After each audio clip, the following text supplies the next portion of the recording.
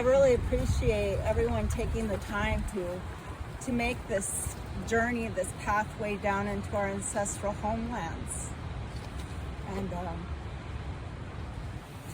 And to remember our saltwater salmon people. To remember our initial treaty signers that we had. The original people that were here that invited the first settlers to Whatcom Creek. His name was Xwotquem, and Xwotquem was my relative through Chief Xwotquem. He was the younger brother of Chief Xwotquem, and they say my elders, our late hereditary chief, and my lineage from Chief Seattle, they say that Xwotquem would have never have welcomed the settlers ashore. And I can imagine, I try to imagine what it must have been like for Xwotquem as a younger generation, traveling throughout the archipelago of the Sailor Sea to the various longhouses that we had, and how they would have been communicating with each other on what's happening from the East Coast to the West Coast, and what is going to happen to our people through these treaties that were being made, and speaking Chinook and learning how to trade. But when you think of this area right here, I think of my Duwamish family that's from Seattle territory, Chief Seattle's. I could go 7 generations down. I think about that lineage and the settlers showing up in 1851. They showed up at Alki Beach, and then 1852 Roeder shows up here, Roeder and Peabody. And I find it really interesting, that the Whatcom County history links, they say that Xwotquem pretty much gave Roeder and Peabody permission to build a sawmill right here. And I can't imagine that would be the truth. I call that the unconscious bias. Because what our people would care about would be the fresh water that we can drink and the food that we can share with each other. It was healthy. It was sacred. And then it became degraded. And Troy was just one of these fishermen. And for the first time in 100 years, the Lummi were able to come here and finally fish again. And one of our elders, Steve Solomon, he said, of course, we can walk across this little creek on the back of this brother and sister salmon. And now we're fighting for extinction for our wild salmons. And we're also fighting against extinction for us as salmon people. And so I don't want to, I'm just a member and resident of Lummi Nation. I am descendant of Chief Xwotquem and his brother Xwotquem. Xwotquem, as I said, we just finished going to Tamasinthut's funeral over in North Saanich. Xwotquem was signatory number 24 for the North Saanich Douglas Treaty to fishes formally. And then in 1855, he's over here in Lummi to fish in our usual and accustomed fishing areas. What did they want us to remember with that little bit that they're able to put into the treaty to advocate for as Indigenous people? That they love their brother and sister salmon, that's what they care about, and that they love each other as saltwater salmon people. That we forget that we remember that we don't have these imaginary borders. There's so much to fight through when you have this border that we have. We couldn't even bring Auntie Wilma over to the funeral because our Jay Treaty is not honored both ways. So we have our elders who are in their last day and we're not able to bring them together. I think about my Grandma Maria, who was born out here on Portage. She was born without a birth certificate, not even recognized as a so-called United States citizen.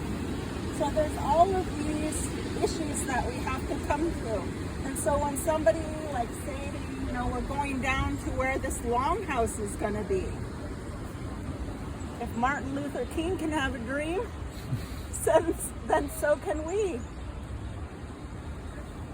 It's not illegal to have a dream. I'm gonna say it out loud. That's a dream. We want our L-shaped longhouse right here.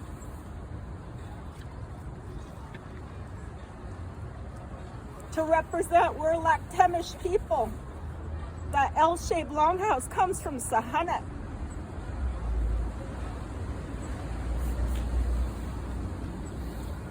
With English Camp, San Juan Island, where we put our storyboards there on behalf of our saltwater salmon people, our Lummi and our SEL.SO.T.IE soup,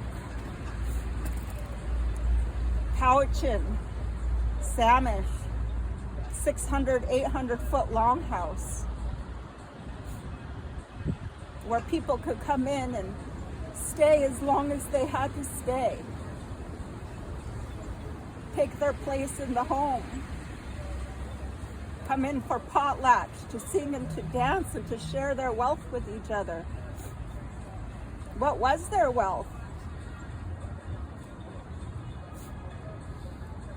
What was their wealth?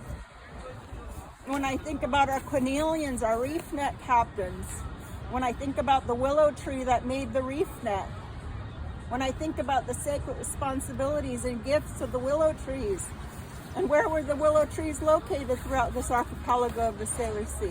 And how would you intermarry into the person who held that sacred gift to those cedar trees? And the saltwater people of Tomasin, his father Dave, his mother Cecilia. In that book, she says, do they know what they're doing when they're cutting down the willow tree? Do they know what they're doing? I don't know why it runs through me to carry that memory and to carry that sorrow and to be the voice, so that our reef net captains, our remaining culture bearers, that they can practice again someday.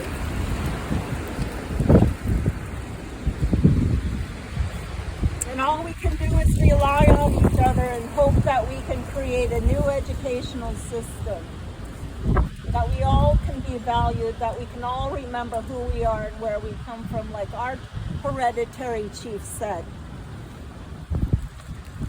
That we can support each other's languages, that they don't go extinct, because our language is almost extinct.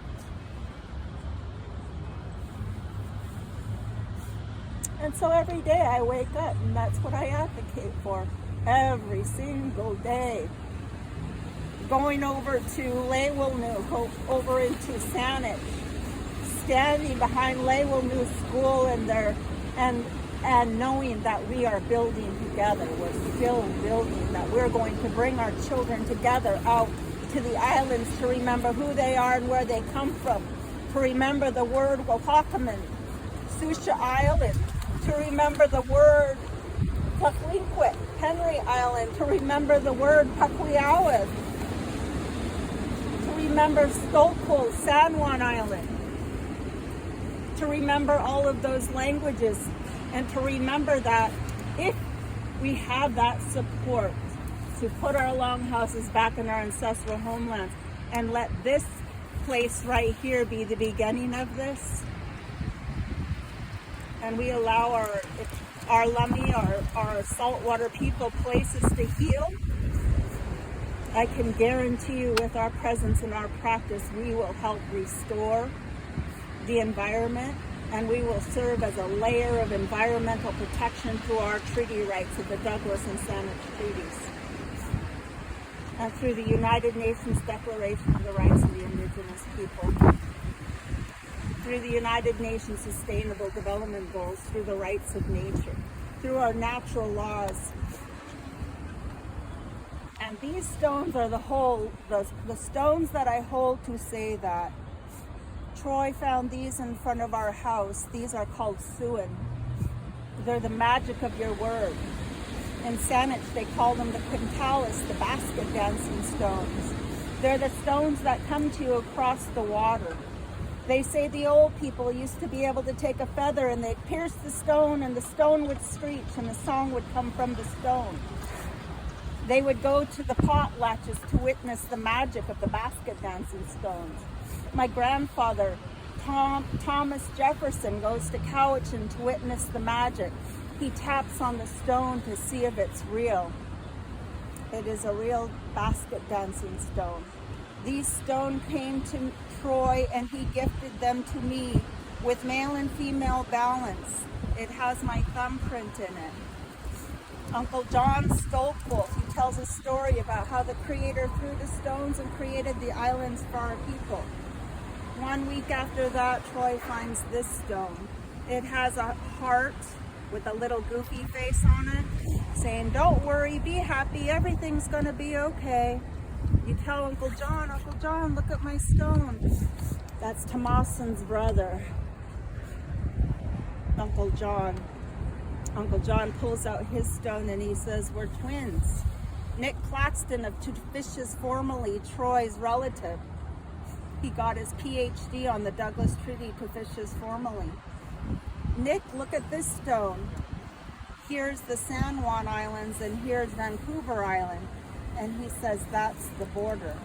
So the Creator threw the stones and created the islands for our people, and the Creator threw the stones and our people returned to their ancestral homelands. Right here is a little heart.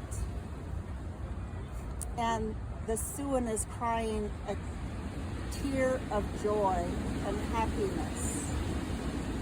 And I have to think where we stand today when they say, the respected elders say tears are the most powerful form of prayer, that the healing work starts from here, with these waters that run here at Whatcom Creek. They say that the treaty signers, that the water that runs from Mount Baker are the teardrops of the mountain. I believe the healing work starts here. Our little island, our last natural museum where my grandma was born on Portage. Xwotquem, when they relocated our people, he said, "I'll go to the island of Xwotquem." Our land kept getting degraded, but he had a longhouse on Portage. And at the center of that island is a heart-shaped body of water. A perfect heart-shaped body of water. So all I can do is have faith. And hope that with us here together in this circle that it's E equals MC squared. And the 100th monkey, and that each one of us can touch somebody else. That can absolutely make it true. And that each one of us has skills and talents that they can utilize to help make something happen. Otherwise, we'll forever be erased from this territory. You don't see our existence here. And when we're sitting in the car together and we're talking about it, we have people who feel very strongly about this. And we have a whole tribe that feels very strongly about this. This is sorrowful, it's painful, it's hurting. It hurts. It took us years to get the national park together with our leadership because there's so much pain. So much pain. And I guarantee you it's not easy for us to stand out here and go through those tidal waves, that roller coaster of emotions all the time, just trying to have place. But I guarantee you, if there was a longhouse and our people were put as decision makers, we would show you what wraparound services and systems of care is. We'll show you what the gift of giving is, the potlatch ceremony. Our people we had last 2019 at our canoe journey, we had 30,000 people show up in front of our home. Our Lummi people fed 8,000 to 10,000 people a day for free. That's part of our potlatch, our way of being. We did that throughout the archipelago before they outlawed our potlatch and our ability to share wealth. And Troy, he talks about how we only have We get pacified with one canoe journey a year where we have to ask for permission to go through our ancestral homelands. Imagine if we had our longhouses back in the new educational system. Imagine how fast we would put the Stonehenge fine of that clam garden wall so our youth could practice again. We have a lagoon on Galiano Island where our First Nation would harvest salmon. We have the scientists know that our people packed the clam middens from one side of the lagoon to the other side of the lagoon, and for 3,000 years later, those are flourishing on the other side. They know that our clam garden, when we build that clam garden wall and we clean the beaches of the rocks and we stack the rocks up into a wall, that the 3 different types of clams flourish. They know when we put the clam middens up against that wall and the seaweed on top, that it brings the nutrients in so that all of the sea urchins come in. On Pender Island, they know that we would wait for the killer whales to come down Fraser River. And that's where we learned potlatch, to respect our friends and relatives from the deep and friends and relatives from the sky. They fed first, then we fed our people. And now the trees are dying there. And we're with the scientists, them trying to figure out, how do we fix this mess that's being made now? We'll give the first people a chance, give them a home. Let them find their way as saltwater salmon people throughout the archipelago. And I'll guarantee you they'll remember what was indigenous there and what needs to be restored there and how we can work together there. Yes. We're witnessing the redevelopment of the Port of Bellingham and the waterway here. So the landscape is changing in modern times. Why don't we think about including the indigenous people in that change so that generations to come, there will be a true story that's here on the land and the place for generations to come. That would be a good idea.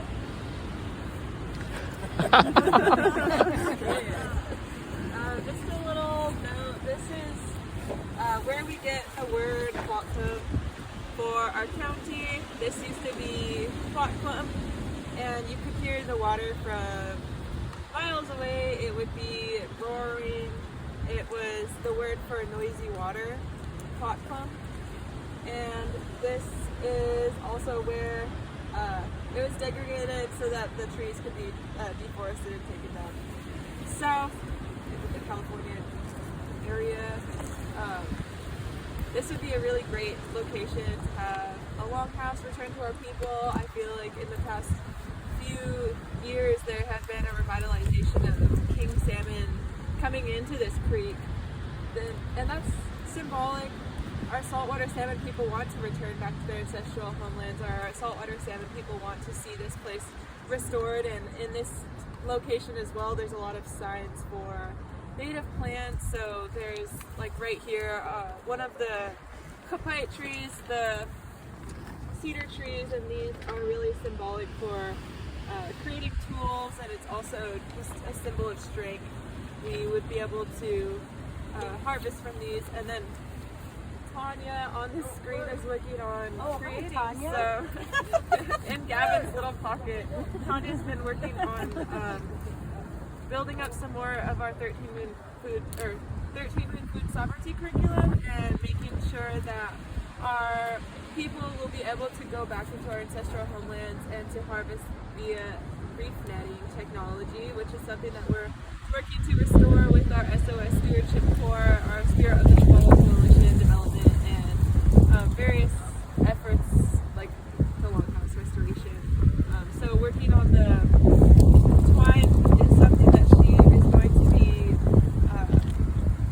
developing the curriculum for, and then passing that effort along to other youth so that we can have more youth creating twine and then coming together to create the net. Tomasing's son, Chazzy is a carver as well. He inherited the gift of carving, and he made a little, so it's like a salmon face that comes out of the carving of the spindle whorl that he did. And it took them weeks to create enough twine to even make a net that had the Xwotquem ring in the center where the salmon could come through. So that's our symbol for sustainability. And that net, it was not an easy thing. It took his whole entire family to create just enough net to create that much. And so our reef net would have been, many feet long to get enough net to go between the two salmon. And it's an important effort that Tanya was working on, and I just want to put my hands up to her for working on that with our youth. And just thank you all for putting your collective energy in this area and this territory so that we can hopefully be on the same wavelength and get our longhouses back into our ancestral homelands, to have that history being told of the indigenous peoples and have that true history to share, as well as the ecological restoration efforts that need to be occurring in the ways that indigenous peoples have inherent understandings of what needs to be restored and how we can work together to get to that restoration. One thing I want to say, when the city of Bellingham, the planners helped to work with us to kind of a little bit play devil's advocate of what was going to be the potentiality of this area right now, and who had first bids on purchasing this Carberry area over here. And what they had hoped to do with that area across here was low-income housing. So we were trying to plant the seed of how beautiful it would be if this area over here was low-income housing, but people could come in and they could share their language and their culture and their foods.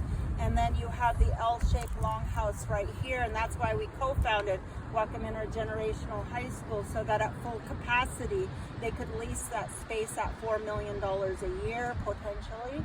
And then this area right here is also an opportunity zone so philanthropists could come in dollar for dollar and place their funding into the area that would be beneficial. As we know, there's a lot of homelessness that is going on around here. We are displaced as homeless people of our saltwater salmon people, and they are displaced. There's a lot of hurting that is going on and a lot of healing work that needs to happen. And we also talked to the waterfront about the potentiality of mitigating this, because it's crazy, but I don't want the tribe to have to pay nothing for this longhouse development. I figure if North Cascade Institute could get their Class A facility because of the Seattle Public Works, they said our works, our Bellingham, our Public Works, and the Office of Native Education could be potential resources that would fund a place like this. So we've been looking at all avenues of how do you keep the lights on for 7 generations. The biggest thing that we're going to have to deal with, and the scariest thing for me and saying this, is should the longhouse be built, we are going to need a lot of support to agree that the indigenous people, the few that we are, have a decision-making role in the development of all of this, so that our voices don't get oppressed and it gets tokenized or misused. And that's all we have. We have probably way more resources on how we have to do this, but we only have a small moment of time to walk through with the administration of, they wanted this to be a satellite national historical park, so we had the city of Bellingham meet with the San Juan Island National Park Services to consider starting the process of this becoming the satellite national historical park with their oversight. And wouldn't that be beautiful? Because that tells our story. It starts the pathway of our longhouse, and that would be under the Department of Interior. And then you have the maritime heritage that the National Park Service introduced us to. So that would fit into, we can all co-create in a good way, and it would benefit us all. So there's many ways that we can make this work, and if you all take your skills and talents, or know somebody who knows somebody, we can figure out how to do this. My letter got into Obama's hands 3 times to invite him to the San Juan Island when we put up storyboards, and he sent me the San Juan Island National Monument that calls out the rich history of the Coast Salish people, and the reef net. And so that's what kind of kept us going. We had the opportunity to restore village sites, camps, reef net co-location, and 13 million food sovereignty because of that. Yeah. Is it time to walk back? For some of you that don't understand the treaty process, with the sovereign people of this land, it was negotiated that our ancestor Xwotquem negotiated with other members of the tribe, sovereign to sovereign with the government through a treaty process. And then after that treaty process was agreed, it was determined that Lummi would relocate to the island of Chachus. So we live out at the island of Chachus through the treaty process, sovereign to sovereign. But this is the original place of the Lackawanna people would have been this waterway. And I think that city of Bellingham and Whatcom County can afford a place amongst everyone that fits and lets the story be told of why we live in Whatcom County. Because the word is Xwotquem, it's the Lummi word, Xwotquem. This is where we're at right now. Very place, Xwotquem. So I just, mindful that it's not always going to stay like this. We have an opportunity to create change, make change, but we have to want it. It's not going to happen without a passion. Let's work together. Let's make this happen for generations to come, where all people can appreciate the indigenous people of this land.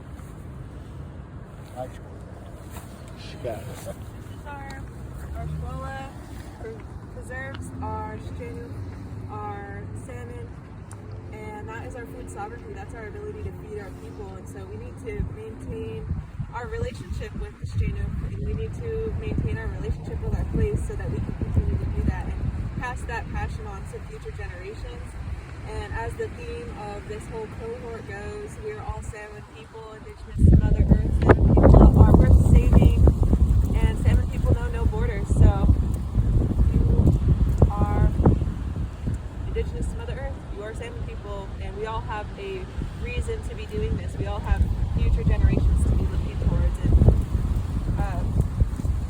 food sovereignty to preserve that ability to feed our own people and to make sure that we're grounding ourselves in health and our wellness, and that's our future. That's the future we want to achieve for our children. So I don't know how long it takes to get back. If I should just do the closing now, and we've given you a lot to think about, so maybe for the last okay. Do you want to add anything, Loretta? No, I don't. I really don't. I'm just here following them, but I do believe everything that Shirley says. It's really hard to talk about, because just, born and raised here, we don't even know what, all the people that lived here, and we were pushed off this property, and we were out living on the wetlands, and I grew up on the Nooksack River, and on the banks, and it flooded every winter there. We had to leave every winter because we would get flooded out.